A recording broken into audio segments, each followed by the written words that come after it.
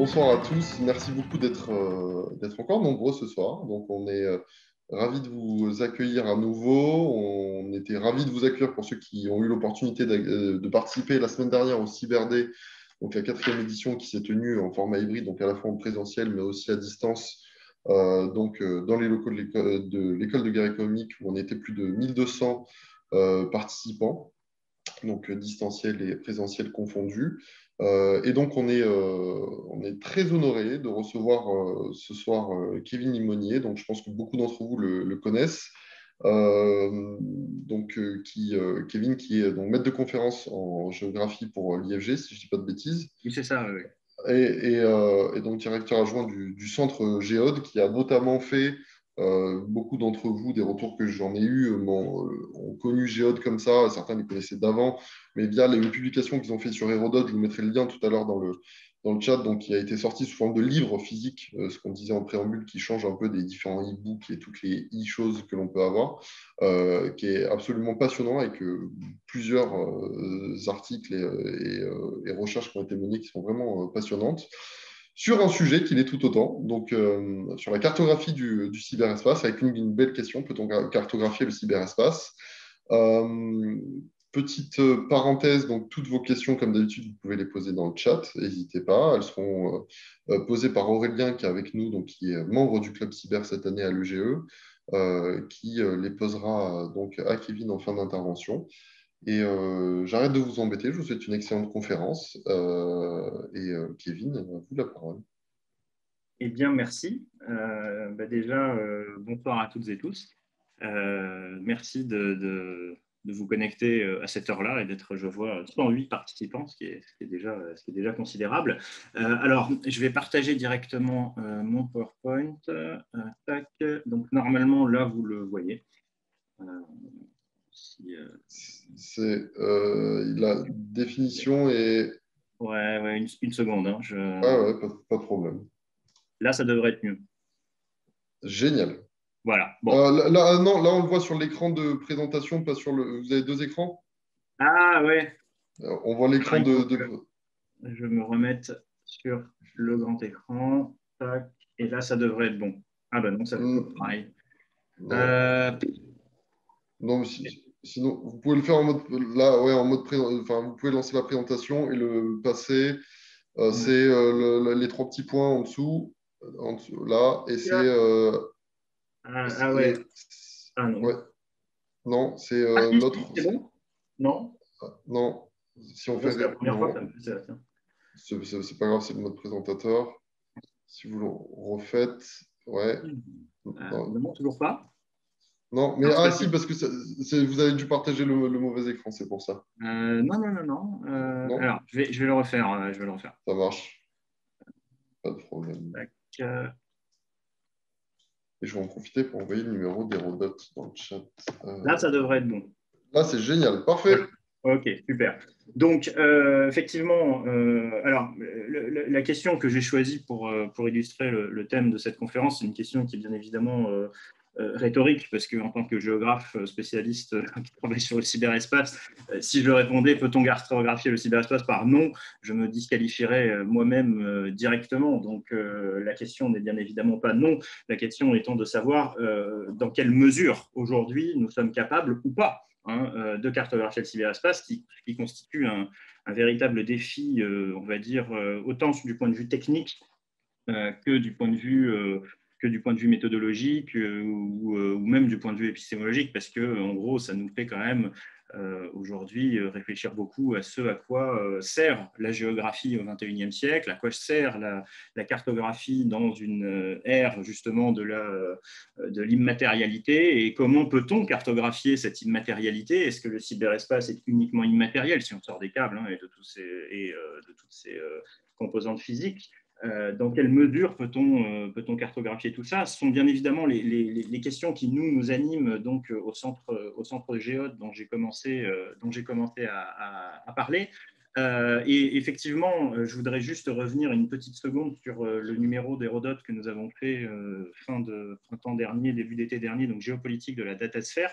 Vous remarquerez que ce n'est pas géopolitique du cyberespace, mais bien géopolitique de la datasphère. Pourquoi? Parce que Nous considérons que le concept de cyberespace commence à être, je dirais, trop restreint pour qualifier le phénomène auquel nous assistons aujourd'hui, qui n'est plus celui d'une dimension à part entière qu'était le cyberespace, c'est-à-dire vraiment une dimension avec ses propres normes, ses propres codes, ses propres acteurs. Aujourd'hui, on parle de datasphère parce que nous considérons que les données sont absolument partout, elles nous entourent, elles nous environnent, un petit peu comme à l'époque, Foucault avait défini le pouvoir comme quelque chose de permanent, d'immanent et qui nous entoure tout. Je dirais qu'aujourd'hui, il y a peu de domaines de notre vie qui échappent aux données, hein, et bien évidemment, de moins en moins, avec la pandémie et les confinements à répétition, nous sommes obligés d'interagir via des terminaux numériques qui font que les données sont d'autant plus omniprésentes.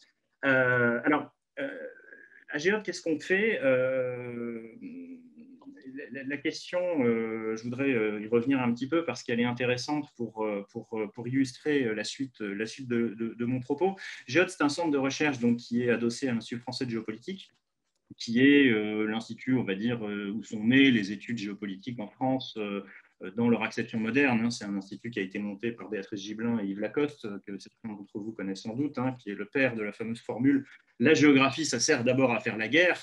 Donc Hérodote, c'est une revue qui date des années 70, qui a été montée par Lacoste, qui est la revue de l'IFG, etc. Et l'Institut français de géopolitique est un institut qui est d'abord un institut de géographe.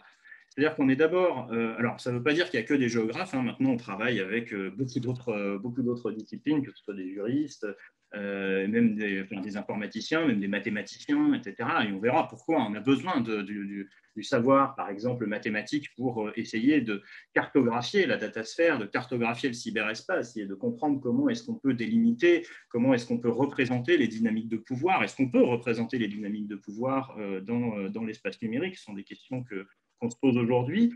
Et je dirais que le point de départ de la réflexion, finalement, c'est celui de Lacoste. À quoi sert la géographie? À quoi sert le géographe? Et à quoi sert la carto?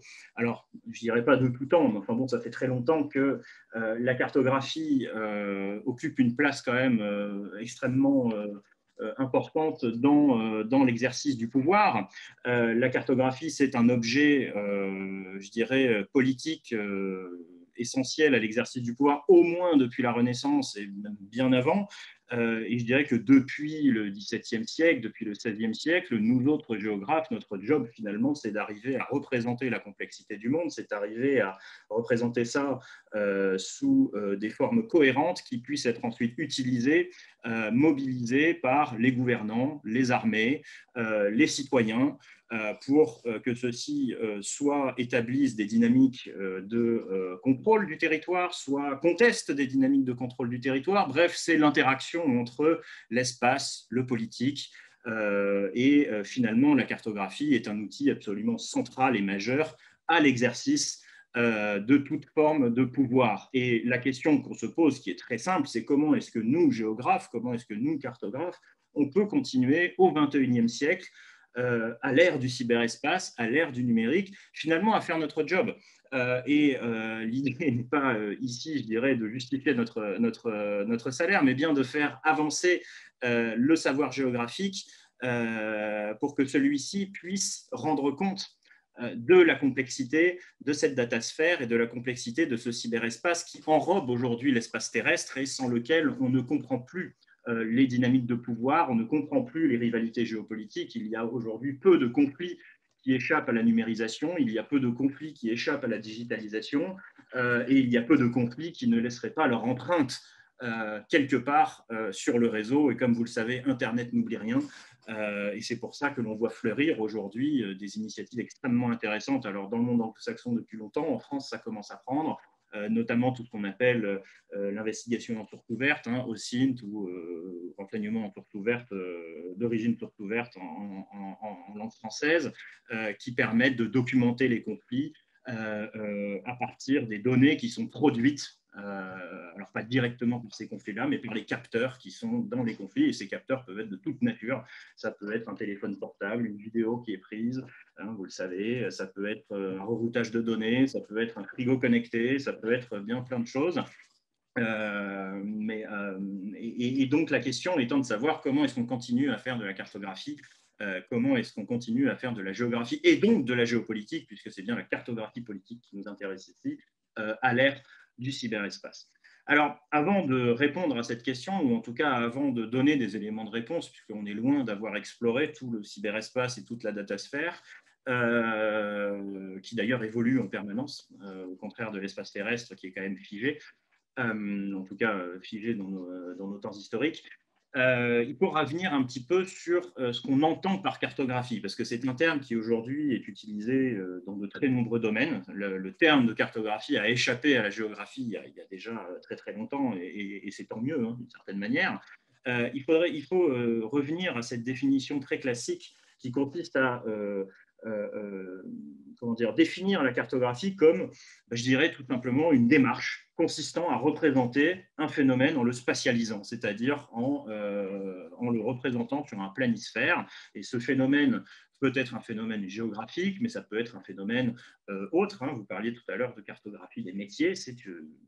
J'imagine que ça doit prendre un petit peu la forme de graphiques, d'organigrammes, ce genre de choses, qui sont des sortes de spatialisation qui sont utilisées pour se repérer dans un environnement complexe. Et c'est bien à ça que sert initialement la cartographie.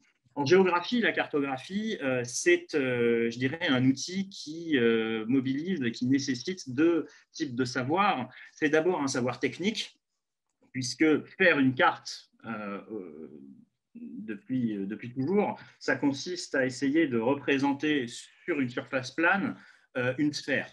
Ce qui, depuis la plus haute antiquité, constitue un problème mathématique majeur, d'accord, qui a été résolu, bien évidemment, depuis, mais pas depuis si longtemps que ça, si on réfléchit dans les temps longs de l'histoire.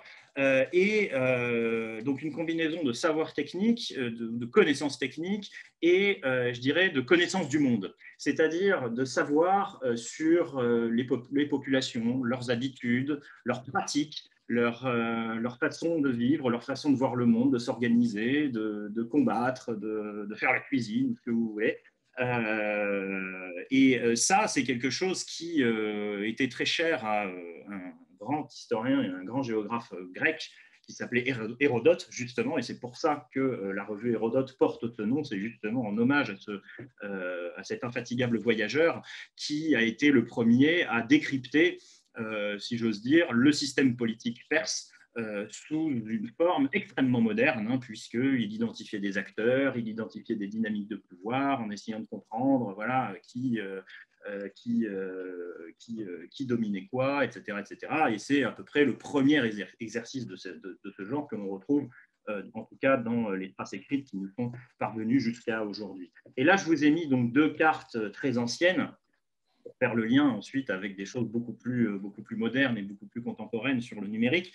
C'est d'une part la première carte en fait qui est, je dirais, qui se fonde sur des coordonnées géographiques et qui nous soit parvenue aujourd'hui. C'est-à-dire que c'est la première carte rigoureuse où on a voulu représenter sur une surface plane un planisphère en utilisant des méthodes mathématiques. C'est la carte de Claude Ptolémée qui date donc de 150 après Jésus-Christ, mais qui se base en fait sur des travaux beaucoup plus anciens de géographes dont les cartographies ne nous sont pas parvenues, donc c'est pour ça qu'on dit que c'est une des premières.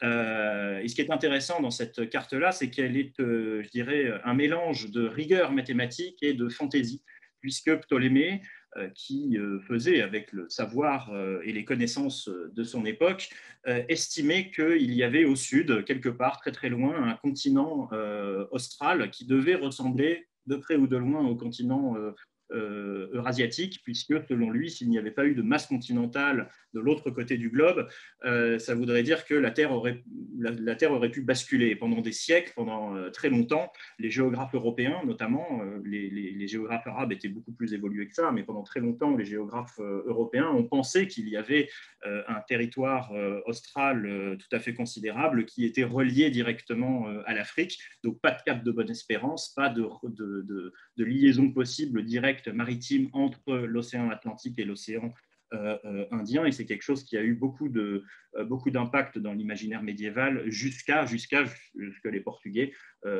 dépassent le cap de Bonne-Espérance à la fin du XVe siècle. Et vous avez à droite une carte qui montre un peu l'autre bout je dirais, de ce processus qui a duré pendant des siècles et qui a consisté un petit peu à comment dire, développer des formes de cartographie qui soient destinées à représenter l'espace, non pas tel qu'on pense qu'il est, mais tel qu'il est véritablement. Alors, cette carte, la Mappa Mundi de Fra Mauro, donc qui date de 1458 à Venise, pourquoi est-ce que j'ai choisi cette carte? Parce que c'est la première qui remet en cause un certain nombre de présupposés de la géographie de Ptolémée.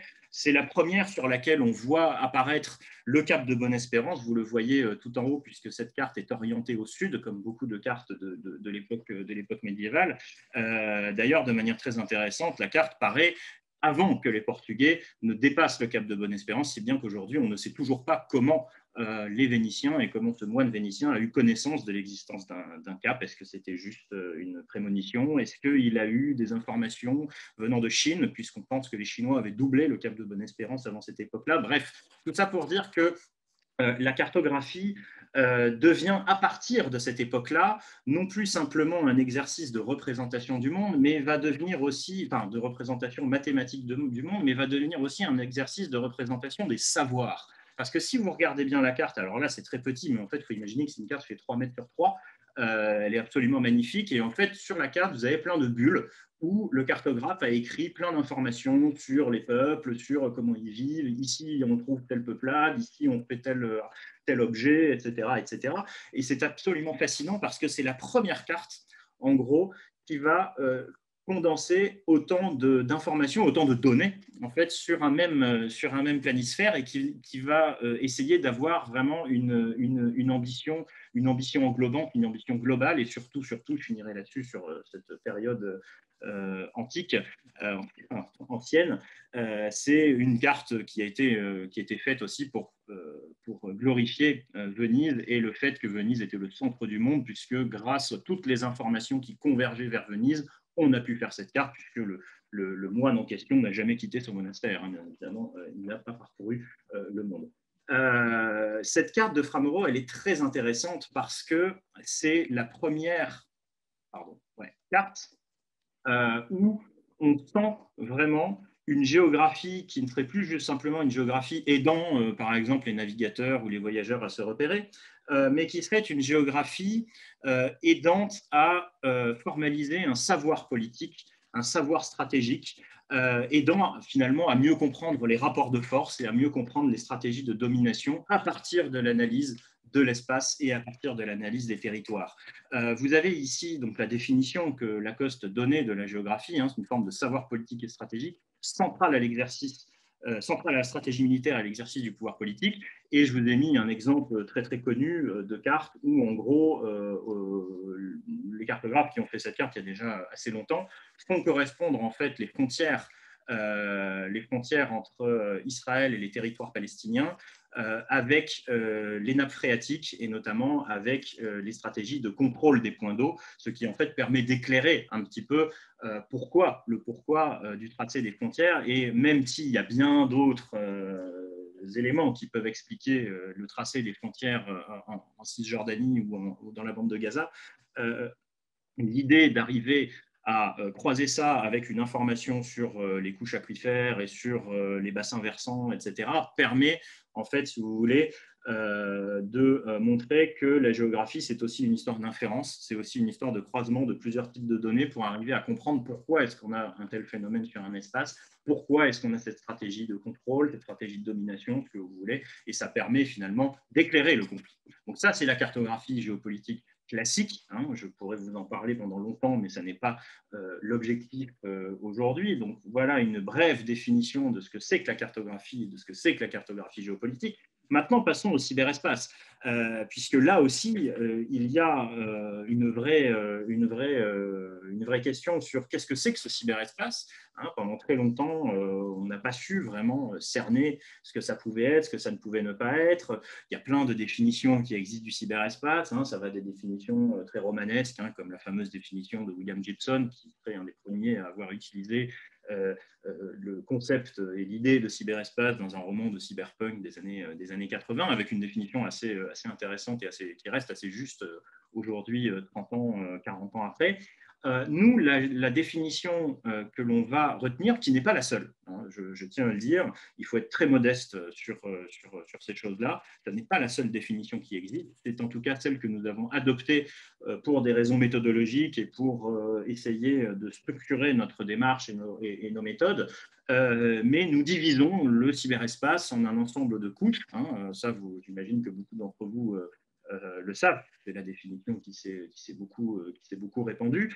Selon un standard, selon un modèle qui vient des standards de l'ingénierie informatique des années 70, que nous avons réinterprété ou réapproprié à des fins de cartographie et de géopolitique, si bien que nous distinguons deux grands ensembles de couches. C'est d'une part les couches basses du cyberespace et d'autre part les couches hautes du cyberespace. Alors comme je ne sais pas qui est en face de moi et que je ne connais pas votre degré de connaissance de la chose, je vais partir du principe qu'il y a dans l'assistance des gens qui ne savent pas de quoi je parle. Donc, je vais juste un tout petit peu développer pour vous dire que cette idée du cyberespace qui fonctionne selon un empilement de couches, c'est une idée qui s'est peu à peu imposée parce qu'elle est aisée à comprendre et surtout, elle est assez confortable pour l'esprit et pour essayer de formaliser des ensembles cartographiques. Le principe de base, c'est que pour que les couches hautes fonctionnent, il faut que les couches basses fonctionnent. C'est-à-dire s'il n'y a pas de couche basse, s'il manque une couche basse, le reste du réseau ne fonctionnera pas. Nous, on a divisé les couches en 4 grandes couches qui sont divisées donc réunies en 2 ensembles, mais en fait, il y a une infinité de couches. On pourrait aller dans le détail et je dirais que là, on pourrait trouver des milliers et des milliers de couches différentes suivant les logiciels qu'on utilise, les standards, etc., etc. Mais nous, pour des besoins de méthodologie, on va garder 4 couches. La première couche, la plus basse de toutes et la plus évidente de toutes, c'est bien évidemment la couche physique du cyberespace qui réunit, qui concentre les objets que nous pouvons toucher, en tout cas qui existent dans l'espace physique. On ne peut pas toucher un satellite, mais en tout cas, il existe. Il existe dans l'espace physique. Et donc, les couches basses, les couches physiques sont donc les couches des objets matériels du cyberespace. Ensuite, nous avons ce qu'on appelle les couches des protocoles de routage, sont très nombreux, mais que l'on pourrait résumer de la manière suivante. Ça n'est pas parce que vous avez, je dirais, un réseau de chemin de fer avec des trains, des gares, des passagers, que vous avez forcément un réseau qui fonctionne, puisqu'il vous manque quelque chose de primordial pour faire fonctionner votre réseau, c'est une stratégie d'aiguillage. Parce que si vous n'avez pas de stratégie d'aiguillage, vos trains vont rentrer dedans, il va y avoir des embouteillages, ils ne vont jamais arriver à l'heure, les gens ne vont pas être contents, et votre réseau ne va pas fonctionner. Donc ici, nous avons quitté l'espace physique, nous rentrons dans ce qu'on appelle l'espace logique, et vous verrez qu'il y a des défis cartographiques sur la représentation des couches logiques du cyberespace, puisque nous essayons justement de nous intéresser aux dynamiques de routage et à ce que ces dynamiques de routage nous disent des rapports de force géopolitiques, nous disent de l'état des conflits et dans quelle mesure les couches logiques nous permettent aussi de documenter les conflits. Ça, nous en parlerons tout à l'heure. Ensuite, ce que j'ai oublié de dire, c'est que les couches basses du cyberespace sont les couches où on va s'intéresser à la circulation des données brutes. C'est-à-dire on va s'intéresser aux dynamiques de circulation des paquets de données sans présumer de ce que contiennent ces paquets. Même si, bien évidemment, la question du chiffrement rend les choses beaucoup plus complexes. Je reste volontairement très schématique. Je pourrais aller plus dans le détail, si vous le voulez, dans la session de questions et de réponses. Tandis que les couches hautes du cyberespace, elles, vont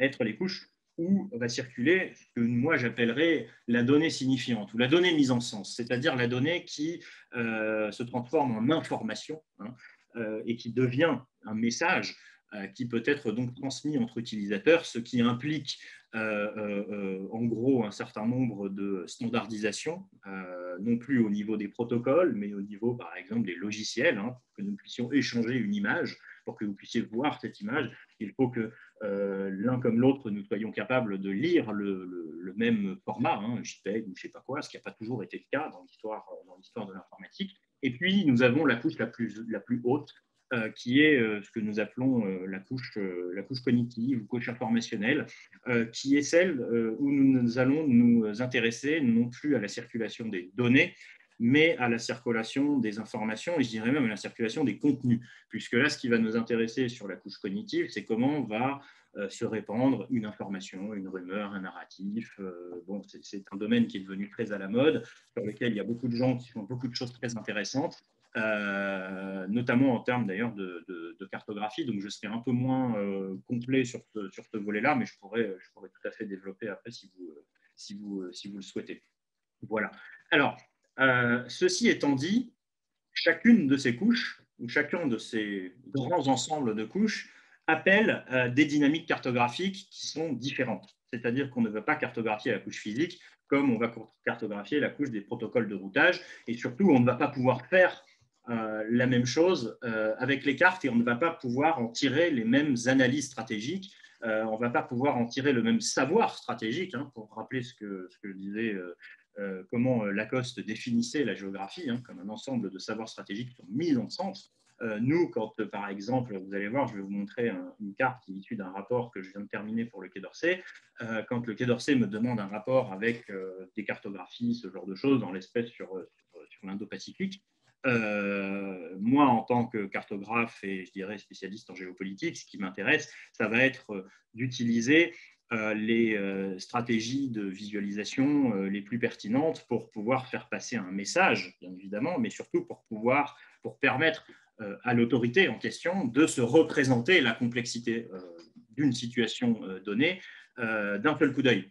Donc il y a aussi toute cette idée aussi de la communication visuelle qui est très importante en cartographie, hein, ce qu'on appelle la sémiologie. Et donc on travaille bien évidemment beaucoup là-dessus. Alors, je vais commencer par des cartographies de l'espace physique, qui sont forcément les cartographies les plus simples à comprendre, puisque si on parle de couche physique du cyberespace, on parle bien évidemment des câbles, hein, déjà, qui relient entre la plupart les routeurs, qui relient entre eux des pays, des continents, des fournisseurs d'accès Internet, etc. etc. Je dirais c'est la dimension sur laquelle la question de la cartographie pose le moins de problèmes. On a les données qui existent, même si ces données sont parfois parcellaires, mais ça, c'est comme dans tous les champs de la géographie. Hein. Les données géographiques ont toujours été des données hautement stratégiques et diffuser, par exemple, le tracé exact d'un câble sous-marin ou d'une dorsale fibre optique, c'est quelque chose qui relève de l'information stratégique. Donc, on a aussi aujourd'hui du mal, par exemple, à essayer de localiser un câble, quelque chose comme ça, quand on veut aller dans des degrés de précision qui sont importants. Vous avez ici une capture d'écran ça c'est pour après, une capture d'écran de la base de données de l'Union internationale des télécoms, hein, qui est aujourd'hui la base de données la plus riche sur la question des câbles, mais c'est une base de données qui est alimentée sur la base du volontariat, c'est-à-dire que les États communiquent les niveaux de réseau qu'ils veulent. Et on voit très bien sur la carte qu'il y a des endroits, enfin des pays du monde qui ont plus ou moins joué le jeu. Hein, les Russes ont joué le jeu en mettant leur grande dorsale. Nous avons joué le jeu en mettant nos très grandes dorsales, mais on voit que, par exemple, les Mongols ont joué le jeu à fond, où là, eux, ils ont mis vraiment leur réseau à des niveaux beaucoup plus précis. Ce qui vous donne une idée en fait du caractère bien évidemment stratégique de ce genre d'informations que nous sommes amenés à manipuler. Alors une fois qu'on a des informations sur le câblage, on verra qu'il n'y a pas que le câblage dans la vie, hein, il y a aussi les centres d'échange, enfin, ce qu'on appelle les IXP, ça j'en parlerai après, les data centers, etc. etc.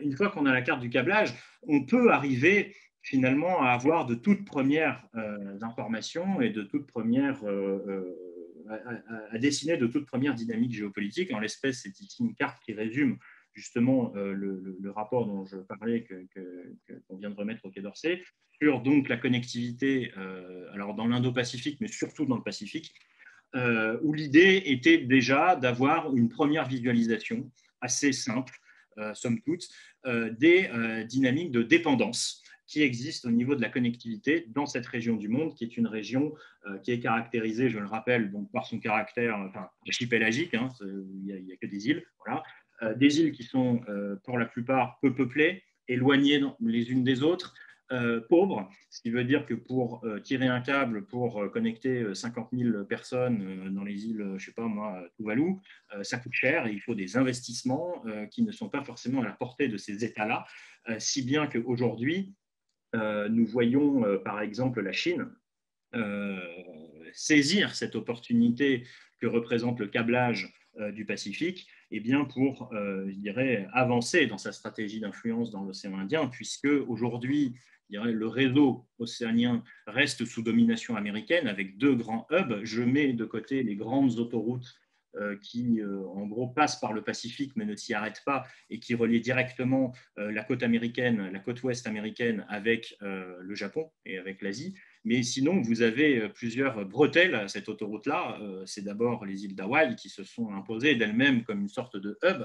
C'est par exemple via notamment Hawaï que nos territoires de Polynésie française se connectent au reste du monde lorsqu'ils ne se connectent pas par satellite. Ce que j'ai oublié de dire, c'est qu'on s'intéresse beaucoup aux câbles et moins aux satellites pour une simple raison qui est que, jusqu'à preuve du contraire, plus de 90% des données qui sont échangées dans le monde passent par des câbles et non pas par des satellites. On verra si les développements ultérieurs remettent en cause cette dynamique-là, mais aujourd'hui, un câble fibre optique reste infiniment plus performant, plus rentable, plus résilient qu'une connexion satellite, qui est chère et qui parfois peut être un peu capricieuse suivant là où on se situe. Et donc, vous avez plusieurs hubs comme ça en Océanie, comme Hawaï, comme Guam, hein, qui est également une île américaine, qui permet donc de connecter un certain nombre de territoires, avec une Australie qui se connecte via ces hubs-là, qui se connecte aussi via le hub de Singapour, puisqu'après les grandes dorsales qui partent de Singapour vont remonter, vont redescendre le long de l'Inde, puis ensuite la mer Rouge pour aboutir en Méditerranée et se connecter directement au réseau européen. Et puis, vous avez des petits hubs régionaux, comme par exemple les Fidji, qui ont fait l'objet récemment euh, d'un intérêt croissant de la part des Chinois qui viennent investir dans ces hubs régionaux, loin de leur zone, je dirais, classique, on va dire, d'influence, qui est beaucoup plus loin, mais vraiment avec une stratégie du carnet de chèques, hein, qui consiste à aller financer des câbles, à aller financer des infrastructures. On voit avec la 5G hein, de Huawei aujourd'hui qui rentre en ligne de compte. Donc il y a tout un univers là à démêler. Je ne rentre pas dans le détail parce que je n'ai pas forcément le temps. Autre exemple, je vais aller très vite là-dessus. Alors ça, je connais mieux parce que c'est ma zone de prédilection, la Russie. C'est autant sur l'Océanie, on avait un réseau assez simple. Hein, vous avez une île, un câble, généralement c'est ça, c'est assez simple. Autant le réseau russe, c'est l'exact contraire. C'est un bazar innommable pour des raisons historiques que je pourrais développer si vous voulez dans la session de questions-réponses. Mais en gros, il faut savoir que le réseau russe est aujourd'hui un des réseaux les plus complexes du monde. Là où nous avons quatre grands fournisseurs d'accès Internet en France, quatre grands opérateurs de câbles en France, les Russes en ont une quarantaine. Et là où nous avons une dizaine de fournisseurs d'accès Internet en France, les Russes en ont plusieurs milliers, voire dizaines de milliers, puisque selon le décompte de la Cour des comptes russe, je crois qu'il y en a plus de 15 000, me semble-t-il, qui détiennent des licences. Ça ne veut pas dire qu'ils sont tous actifs, mais en tout cas, l'idée, c'est d'essayer de vous montrer que nous avons ici affaire à un réseau qui, pour les géographes, est un véritable défi, parce qu'on n'a pas l'impression ici, mais cette carte que je vous présente en avant-première, parce qu'elle est en cours de publication dans une revue de géographie, elle n'est pas encore parue, nous a pris littéralement une semaine avec notre ingénieur cartographe à faire, tout simplement parce qu'il n'y a pas de source centralisée pour connaître le tracé des câbles et qu'il a fallu aller sur les sites de tous les opérateurs qui sont plus ou moins allusifs par rapport à leur tracé de câbles, etc. Essayer de comprendre par où passent les choses. Donc, on voit bien que c'est un exercice extrêmement compliqué, mais qui permet en fait de comprendre, avec en plus 82 points de passage de frontières internationales, ce qui est considérable, qui permet de comprendre, et on le verra un petit peu plus tard, que eh bien, la dynamique russe aujourd'hui de contrôle de son Internet, le fameux RUNET souverain, etc., tout ça se heurte quand même au mur d'une réalité technique qui demeure largement en défaveur du Kremlin pour l'instant. On verra si ça évolue, mais parce que qui dit RUNET souverain dit forcément mettre autour de la table les dizaines de milliers de FAI dans le pays, les quarantaines d'opérateurs de câbles et compagnie, en sachant que beaucoup là-dedans font de la résistance passive. Donc, c'est beaucoup plus compliqué sur le terrain que ça en a l'air. Et puis, dans l'espace physique, il n'y a pas que les câbles, il y a aussi les data centers, il y a les centres de stockage, les centres de calcul. Et d'ailleurs, on a publié dans le numéro d'Hérodote que j'évoquais avant avec un étudiant à moi qui est maintenant en thèse, un article sur justement la Sibérie qui devient aujourd'hui un territoire stratégique majeur pour le cyberespace russe, parce que de nombreux data centers s'y sont installés et parce qu'aujourd'hui, on voit fleurir dans cette région du monde des fermes de minage de crypto-monnaies, tout simplement parce qu'en Sibérie, déjà, il fait froid une partie de l'année et donc c'est pas mal pour refroidir à moindre coût les processeurs qui sont forcément très chauds. Mais surtout, c'est une des régions du monde où l'électricité est la moins chère, puisque la Sibérie avait été conçue dans la planification soviétique pour être une région de production d'aluminium, notamment les rives du Baïkal, production d'aluminium qui est très énergivore, et dans les plans quinquennaux staliniens, des barrages hydroélectriques avaient été installés dans toute la région, sur tous les fleuves qui en fait coulent du sud au nord vers l'océan glacial arctique, pour alimenter ces gigantesques usines. Depuis la chute de l'URSS, la plupart de ces usines ont disparu. Il reste bien évidemment des usines d'aluminium, mais beaucoup moins qu'avant, si bien que le prix du kilowattheure est complètement dérisoire dans la région, ce qui fait que pour alimenter des data centers ou des fermes de minage, c'est tout à fait profitable. Et cette carte, d'ailleurs, on l'avait appelée du goulag au data center, tout simplement parce que les grands barrages hydroélectriques staliniens ayant été construits par les prisonniers politiques, notamment du goulag, de l'univers concentrationnaire soviétique, on voit beaucoup de fermes de minage ou de data centers s'installer à proximité de ces barrages hydroélectriques, à des endroits où il y a 50, 60 ans, on trouvait encore des baraquements avec des gens qui étaient envoyés pour construire des barrages ou couper du bois par moins 40 l'hiver. Donc là, on voit qu'il y a une résonance, parce que même si la couche physique du cyberespace reste finalement assez évidente, on voit qu'il y a des croisements qui se font avec l'histoire, avec des particularités géographiques qui, elles, n'ont absolument rien à voir avec le cyberespace, comme le climat, comme le fait que des ressources énergétiques soient disponibles, etc., etc. Donc là, c'est un exemple que je vous communique sur ça. Voilà. Passons maintenant aux couches logiques du cyberespace. Là, on quitte l'espace physique et on rentre dans l'espace, on va dire, l'espace des routages, qui va nous demander, en gros, de nous affranchir de l'espace terrestre pour mieux y revenir. Puisque, comment dire, pour représenter Internet aujourd'hui, il faut comprendre que je parle d'Internet qui est la plus grosse partie du cyberespace. Il y a d'autres réseaux qui existent, mais c'est bien Internet qui nous intéresse ici. À premier titre. Internet, comme son nom l'indique, est un réseau de réseaux, Inter-Network. Et historiquement, Internet, c'est une réunion, en tout cas un agrégat de plein de réseaux qui se sont rattachés les uns aux autres et qui ont trouvé des protocoles standardisés pour échanger entre eux des données. Si bien qu'aujourd'hui, Internet est un réseau qui est constitué de milliers, voire de dizaines de milliers de sous-réseaux que l'on appelle les systèmes autonomes ou les AS pour Autonomous System. Alors typiquement, qu'est-ce que c'est qu'un système autonome? C'est par exemple un fournisseur d'accès Internet, une université, un ministère, une banque, bref, toute, je dirais, entité qui entretient un parc informatique connecté suffisamment important pour avoir sa propre politique interne, autonome, de routage des données. Et Internet n'étant constitué que de systèmes autonomes, d'accord, quand vous êtes, je ne sais pas, abonné chez Free, par exemple, vous accédez à Internet via le système autonome de Free. Il faut bien voir que les systèmes autonomes qui composent l'Internet ne sont pas tous connectés entre eux de manière égale. C'est-à-dire que les interconnexions entre systèmes autonomes, qu'on appelle des accords BGP, pour Border Gateway Protocol, que vous voyez ici sur ce petit schéma explicatif, ces accords sont passés entre des acteurs économiques rationnels qui vont donc sous forme contractuelle. C'est-à-dire qu'un accord BGP entre deux systèmes autonomes va pouvoir être mis en place parce que ces deux systèmes autonomes partagent un intérêt mutuel, soit parce qu'ils font du peering, c'est-à-dire que les données vont fonctionner dans les deux sens, et donc on se dit, bon ben voilà, le système, on est deux systèmes autonomes et mutuellement on se met d'accord pour être connectés entre nous, soit parce que l'un va payer l'autre pour qu'on puisse passer par lui. Mais il faut bien voir qu'il y a des systèmes autonomes qui n'ont aucun intérêt à être connectés entre eux. Typiquement, Free, par exemple, n'a, je pense, aucun intérêt à être connecté directement à un système autonome situé, je ne sais pas moi, en Papouasie-Nouvelle-Guinée. Pourquoi? Parce que d'une part, la Papouasie, c'est très loin, et que pour être connecté directement entre Free et la Papouasie-Nouvelle-Guinée, il faudrait que soit la Papouasie tire un câble, je dirais jusqu'en France, jusqu'au routeur de Free, soit que Free tire un câble jusqu'en Papouasie-Nouvelle-Guinée.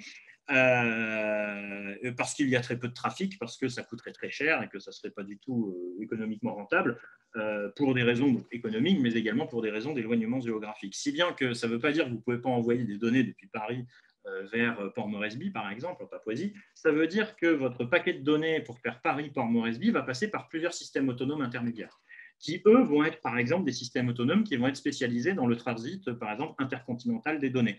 Les grands administrateurs de câbles ont leur système autonome et on imagine que pour aller de Paris à Port Moresby, un paquet de données va passer par plusieurs systèmes autonomes intermédiaires, généralement un réseau de câbles qui va donc descendre en Méditerranée, mer Rouge, jusqu'à Singapour, qui est le grand hub régional là-bas d'échange de données, comme vous l'avez vu sur une carte tout à l'heure. Et puis de Singapour, on peut imaginer qu'il sera repris en charge par un autre AS, qui sera un AS de transit régional, qui va l'amener jusqu'à Port Moresby.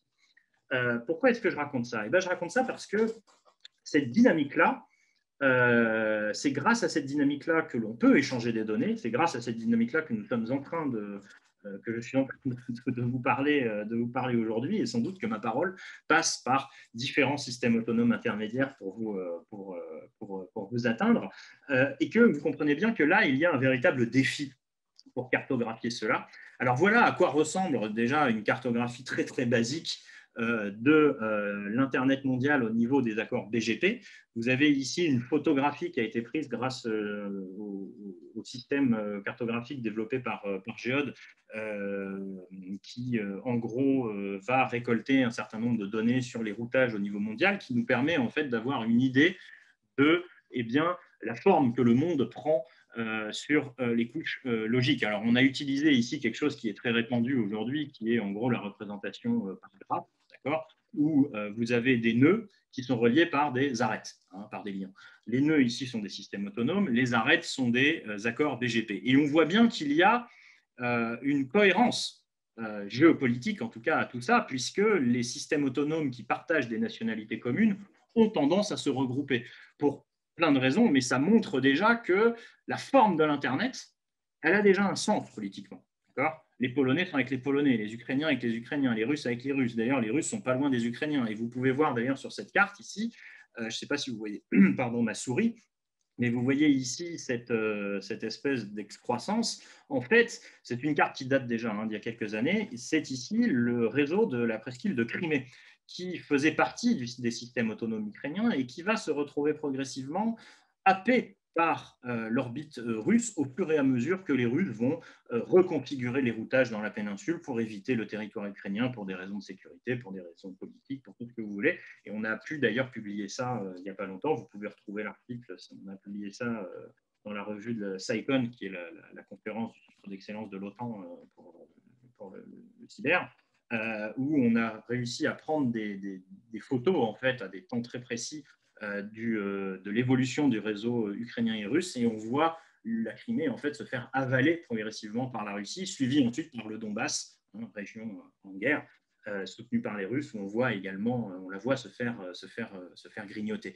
Ça nous permet en fait, si vous voulez, ce genre de représentation cartographique. Et d'ailleurs, on voit ici, on a réussi à spotter une partie du réseau du département de la défense américaine qui se trouvait visible au moment où on a pris cette photo, et on le voit très très éloigné du cœur de l'Internet, tout simplement parce que l'algorithme de spatialisation que nous avons utilisé va placer au centre les nœuds, donc les systèmes autonomes qui sont les plus connectés, et en périphérie ceux qui sont les moins connectés. Et donc forcément, le système de la défense américaine est moins connecté au reste du monde que ne peut l'être, je ne sais pas moi, un des plus gros systèmes autonomes américains, tout simplement pour des raisons de sécurité. Voilà. Et d'ailleurs, si on regarde, ça c'est une autre photo qu'on a réussi à prendre qui est en cours de publication, que vous pouvez, la publication, vous pouvez la retrouver d'ailleurs sur Steve, puisqu'elle est en préprint. C'est ici une photo du réseau iranien et de ses voisins au niveau BGP.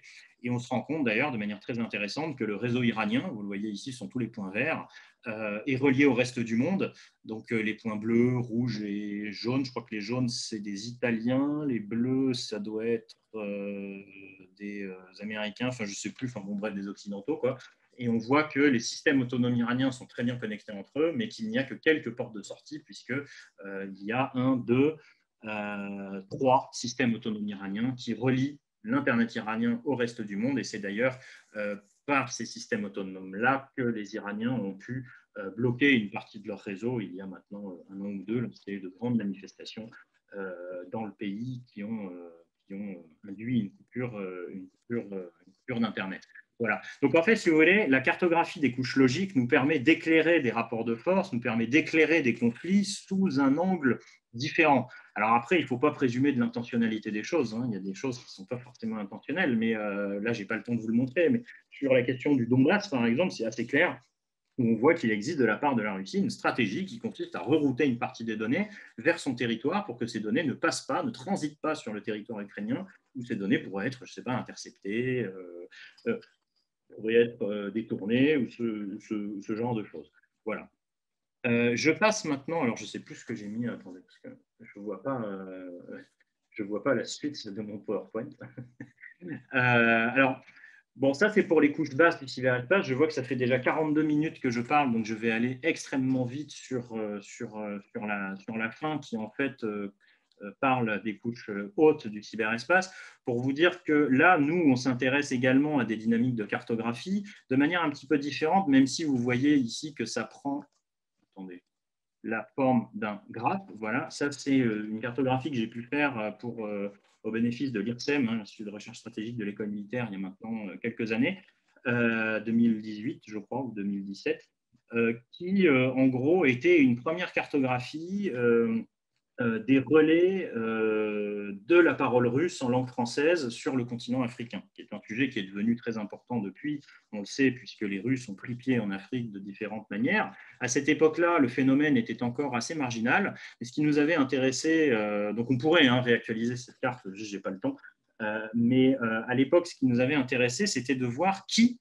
en Afrique, enfin non, qui sur Internet, en gros, reprenait des contenus produits par RT ou Sputnik, donc les grands médias russes, en français à propos de l'Afrique, avec des contenus qui étaient pour beaucoup à l'époque très orientés, voilà, soit, on va dire, hostiles, soit en soutien à certaines causes panafricaines, ce que vous voulez. Et on voulait voir un petit peu comment est-ce que cette galaxie était structurée et ce qu'on pouvait en tirer en termes d'analyse géopolitique. C'est très intéressant parce que ça nous a permis de dresser une première typologie des relais d'influence numérique de la Russie en Afrique, et ça nous a permis aussi d'identifier des dynamiques politiques, puisque on a fait ce qu'on appelle une analyse de modularité. Ici, c'est les différentes couleurs que vous voyez là, les communautés. C'est de la détection automatique de communautés, hein. On demande à la machine de nous distinguer en gros les groupes de nœuds qui sont plus connectés entre eux. Ici, ce sont des hyperliens, les nœuds, qu'avec le reste du graphe. Et on s'est rendu compte que la modularité avait un sens politique, puisque la communauté numéro 1, en fait, ça va surtout être des sites qui s'adressent à des audiences européennes ou nord-américaines ou francophones, qui vont généralement être orientés à l'extrême droite, qui vont parler de l'Afrique, qui vont repomper les contenus de RT de Sputnik, contenus de Sputnik qui sont d'ailleurs libres de droit, c'est pour ça qu'on les retrouve un petit peu partout. Et puis, on voit qu'on a une autre communauté qui est très intriquée aussi et qui est elle aussi Europe-Amérique du Nord, qui elle va plus être orientée en tout cas à gauche, ou en tout cas va avoir comme dénominateur commun un certain nombre de combats qui sont généralement des combats d'une partie de la gauche ou de l'extrême gauche, et avec voilà, une polarisation de plateformes qui est très intéressante. Et puis après, on avait d'autres communautés comme les communautés en Afrique subsaharienne. Et ce qui est intéressant sur cette carte, c'est que le transit, en tout cas la circulation de l'information produite par la Russie, par exemple à destination ici de l'Afrique du Nord et du monde musulman, vous avez ici les sites algériens, elle se fait bien évidemment via cette communauté-là, qui est la communauté numéro 2, puisqu'elle a comme dénominateur commun quand même une forme d'antisionisme et de condamnation des politiques étrangères occidentales. Et c'est bien par ces sites-là, et c'est bien par le dialogue avec ces sites-là qu'un certain nombre de plateformes algériennes vont reprendre des contenus russes, notamment eu égard parce que ce sont des plateformes qui parlent beaucoup, qui parlaient beaucoup à l'époque de la guerre civile en Syrie, du rôle d'Israël, de l'unilatéralisme américain, qui sont des choses qui sont très présentes dans la sphère informationnelle algérienne, qui sont une partie, je dirais, du politiquement correct du pouvoir algérien. C'est-à-dire des choses qui sont très acceptées et qui ne sont pas remises en cause, tandis qu'on voit très bien que les sites foncièrement, alors là pour le coup, racistes, islamophobes, conspirationnistes, ne sont pas du tout reliés à cette galaxie-là. Et on retrouve d'ailleurs des choses très intéressantes, comme par exemple la version française de la télé du Hezbollah, La Voix de la Libye, qui est en fait un site qui est administré par des personnes qui sont très très proches des Russes. Bref, voilà, on a en fait toute cette galaxie qui s'est un petit peu dévoilée et qui nous avait permis à l'époque de mieux comprendre les choses. Toujours, et on voit depuis le début, ce qui nous guide, c'est la spatialisation, puisque c'est comment les choses sont positionnées les unes par rapport aux autres que l'on arrive à déterminer, ou en tout cas à essayer de documenter des rapports de force, des dynamiques de pouvoir, des dynamiques ici d'influence, stratégie d'influence. Alors, je pourrais vous montrer beaucoup d'autres cartographies, je suis désolé, le temps qui m'était imparti est désormais écoulé, puisque ça fait 47 minutes que je parle, mais je répondrai très volontiers à toutes vos questions.